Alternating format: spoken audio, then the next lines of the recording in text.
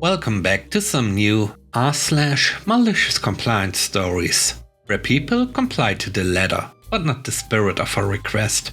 I hope you had a great day. The first story is called Act My Wage. This was my first job a few years back. I was a working student at a startup as a web developer. I was specialized in the field they deployed their software in, as well as the used technology. The first year was great.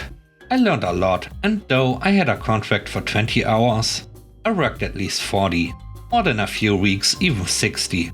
I identified myself with the company, with the product, with the people.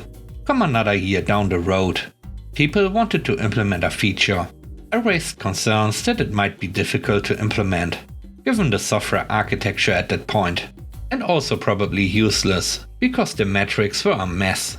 The CEO told me to act your rage, and I thought to myself, alright, will do. I strictly committed to my 20 hours per week, didn't work a second longer. I updated my CV, got an interview and a new job, and quit with a month's notice. The company leadership was horrified and had to take action, I learned later, to hire a new web developer who could pick up work where I left. And they had to fire almost the whole sales department. My resignation caused them to lay off almost 30% of their workforce. By today, the company operates with 35% of the remaining employees. I should also mention that clients ran off, because the support line was not manned 24/7 anymore, that bug fixes took way longer, and that new features were very faulty, because I only implemented what was in the very badly described tickets. The next story is called Asked for It.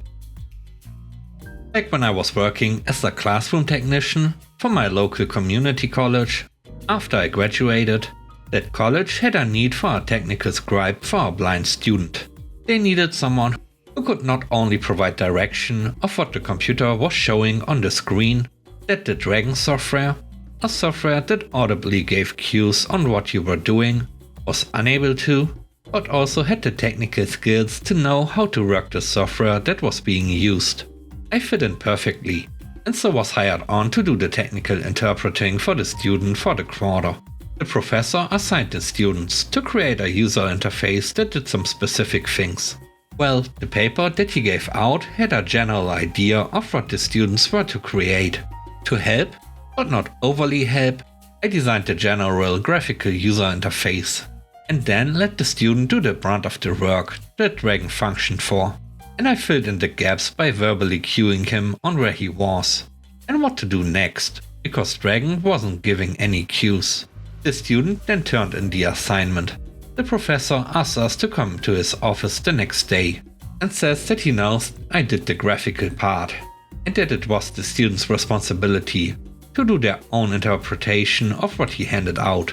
I was about to explain, but the student grabbed my arm, politely apologized, and said he will do as asked. We leave his office and I asked what's up. He replied, "Can you edit the settings on those laser printers in the computer lab to print a page of nothing but black?" I said sure.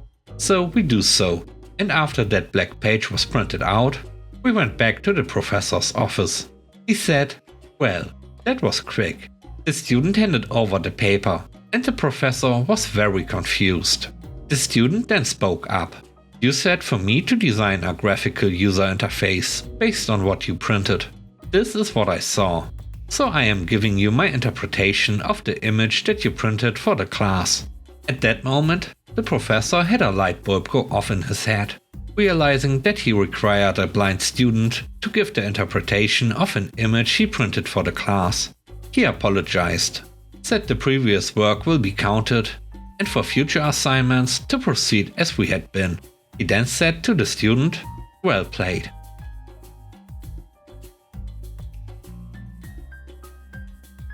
The third story is called Parking Strip. Shortly after I left home, my mom bought an old Victorian house. The yard was completely overgrown, and a lot of work was put into cleaning it up, trimming trees and shrubs, etc. but the tall grasses in the parking strip she left alone, because they were pretty. I don't know if the previous owner had planted them, or if they were just weeds. The fire department knew that they were weeds, and a fire inspector left a notice on the door, telling her to cut them down. She did not. 2 weeks later, another notice. 2 more weeks and the fire inspector actually stops to talk to her. He explains the size of the fine if she doesn't comply, and so she finally does. But by next year, the grass has grown tall again, so the whole story repeats, exactly like the previous year. The fire inspector was not happy, so Mom did some research. It's true, city ordinance said grass and weeds had to be kept cut. So the 3rd year rolls around, and by late summer, the grass is growing high. The fire inspector didn't even bother with the notices this time, and he was clearly peeved. Are we going to have to keep doing this every year? Mom smiled and said, "Oh no, I fixed it all now." And then she showed him the receipts and tags from the deco grasses she'd bought at the garden store that spring, along with a copy of the pertinent city ordinance. You see, while the ordinance required weeds and grass lawns to be kept cropped, they permitted decorative plantings of any height. She lived in that house for several decades and never mowed the parking strip after that. The last story is called Prepaid Envelopes. So, this happened over 30 years ago. In those days, there were adverts in the press for a record club. This is actual physical albums, where you could get some albums free by signing up, and then get sent free a month after that, which you had to pay for by a money order within 30 days or get charged interest. So I used it for a few months and it was okay, but then there were less and less good choices, and I wanted to cancel the subscription. Each month I got the albums, I could return them in prepaid plastic envelopes. But for the first few months I kept the albums, so I had a load of spare prepaid envelopes. When the quality of albums went down, I just sent them back. But this was becoming a nuisance, since it was getting close to when I was due to go to college and move away from home. I contacted the company to cancel the subscription, and that's when they nuked me by saying that I'd agreed to a 36-month rolling contract from each agreed purchase. Waiting 3 years to get rid of this was not an option, because I'd need to return every month to my parents to return the albums.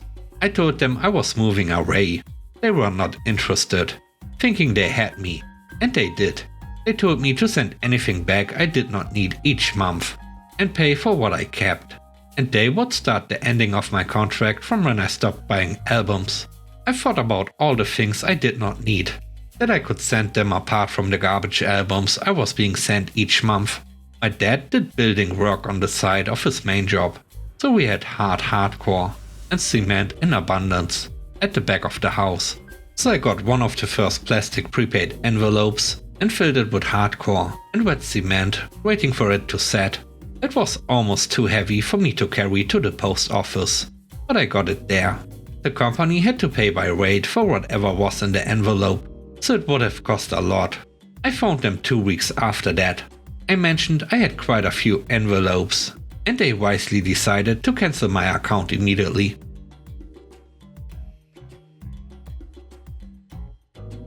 Thanks for watching the video. I hope you enjoyed it. If you did, please don't forget to leave a like, comment and subscribe. And if you have time, watch another one of my videos. And now, I hope you have a great day. See you soon. Bye bye.